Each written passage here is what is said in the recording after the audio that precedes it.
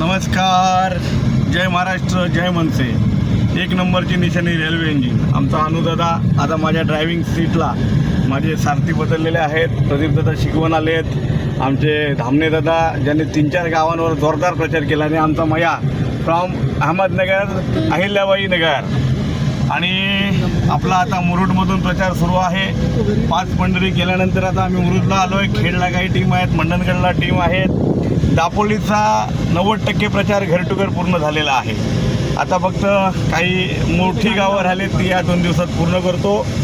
आणि तुम्हाला सांगतो, जे गावागावात जाऊन सांगतायत की संतोष अब्दुल 10 ते 12 हजार मतं घेईल, त्यांनी तोंडावर पडण्याची वेळ त्यांना आता आलेली आहे. हा संतोष अब्दुल राजसाहेबांनी दिलेला उमेदवार आहे. हा संतोष अब्दुल माझ्या कुणबी समाजाच्या, माझ्या दापोली मंडणगडमधील सगळ्या समाजांच्या आशीर्वादाने उभा राहिलेला उमेदवार आहे.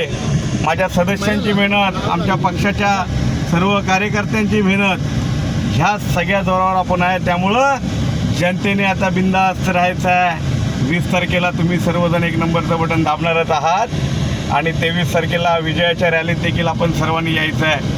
मी सांगितलेलं आहे, खरा विजय कधी करणार आहे तर 2.5 वर्षानंतर. तुम्ही निवडून दिल्यानंतर 2.5 वर्षांनी दापोली दुमदेवला जेव्हा आपलं मल्टी स्पेशालिस्ट ट्रस्ट हॉस्पिटल असेल तेव्हा खरा आपण जल्लोष करणारच आहोत.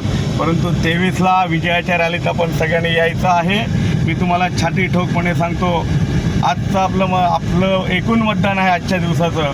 आपण 80,000च्या पुढं गेलेलो आहोत.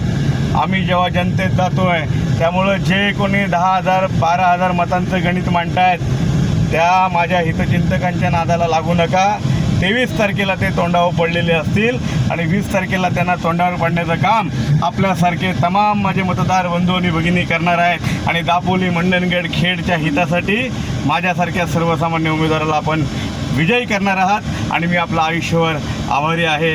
धन्यवाद. 1 नंबरचं बटन रेल्वे इंजिन, 20 तारखेचं बटन रेल्वे इंजिन, तुम्हा आम्हा सर्वांच्या हक्काचं बटन रेल्वे इंजिन, आदरणीय राजसाहेबांचं बटन रेल्वे इंजिन. धन्यवाद.